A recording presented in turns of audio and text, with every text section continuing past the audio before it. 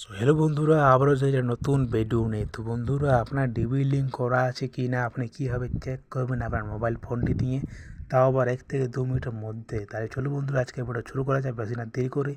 যদি আমার চ্যানেল নতুন হয়ে থাকে তাহলে চ্যানেলটা লাইক সাবস্ক্রাইব করতে ভুলবেন না, যাতে এরকম ভিডিও সবার প্রথমে আপনার কাছে পৌঁছে। তাহলে চলো বন্ধুরা, আজকের ভিডিও শুরু করা যাক। তো দেখো বন্ধুরা, সবার প্রথমে চলে যাবে ক্রোম ব্রাউজারে, ঠিক আছে।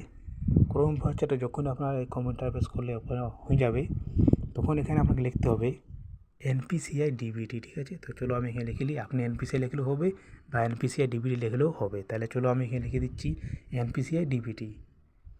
এনপিসিআই ডিবিটি লেখার পরে বন্ধুর যে প্রথম ওয়েবসাইটটা আসছে না, আপনাকে এখানে ক্লিক করতে হবে। এবার এখানে আপনি যখনই ক্লিক করে দেবেন আপনার সামনে একটা এরকম ইন্টারফেস খুলে আসবে। এবার দেখো এখানে 3 লাইন দেখা যায় না উপরে, এখানে আপনি ক্লিক করুন। এখানে আপনি যখনই ক্লিক করবেন এখানে দেখো লেখা আছে কাস্টমার, এখানে আপনি ক্লিক করুন। কাস্টমারে আপনি যখনই ক্লিক করবেন তখন এখানে দেখো লেখা ভারত আধার সেটিংটা, এখানে আপনি ক্লিক করুন। এবার এখানে আপনি যখনই ক্লিক করে দেবেন তখন আপনার সামনে আরেকটা পেজ এরকমভাবে খুলে আসবে। এবার দেখো এখানে লেখা রয়েছে যে আধার ম্যাপিং স্ট্যাটাস, তো আপনাকে এখানে ক্লিক করতে হবে।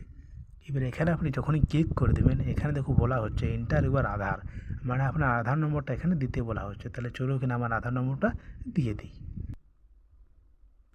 তো এখানে আমার আধার নম্বরটা দিয়ে দিয়েছি। এবার যে ক্যাপচারটা এখানে দেওয়া হয়েছে না, এই ক্যাপচারটা আপনাকে এখানে বসাতে হবে। তাহলে চলো আমার এখানে ক্যাপচারটাও বসিয়ে নিই।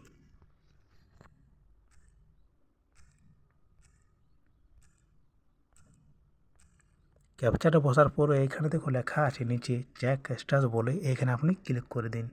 এবার চেক স্ট্যাটাসে যখন আপনি ক্লিক করে দেবেন আপনার ফোন নম্বরে একটা ওটিপি যাবে, সেই ওটিপিটা আপনাকে এখানে বসাতে হবে। তাহলে চলো ওটিপিটা আসুক।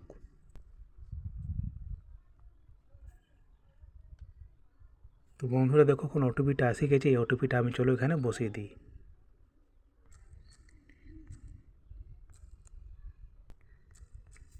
ওটিপিটা বসার পরে এখানে যে কনফার্ম বলে লেখা আছে না, এখানে আপনি ক্লিক করে দিন এই যে কনফার্মের কাছে। এবার কনফার্মে আপনি যখনই ক্লিক করে দেবেন আপনার কাছে এরকম শো করবে। এবার দেখো লেখা আছে আধার ম্যাপিং স্ট্যাটাস।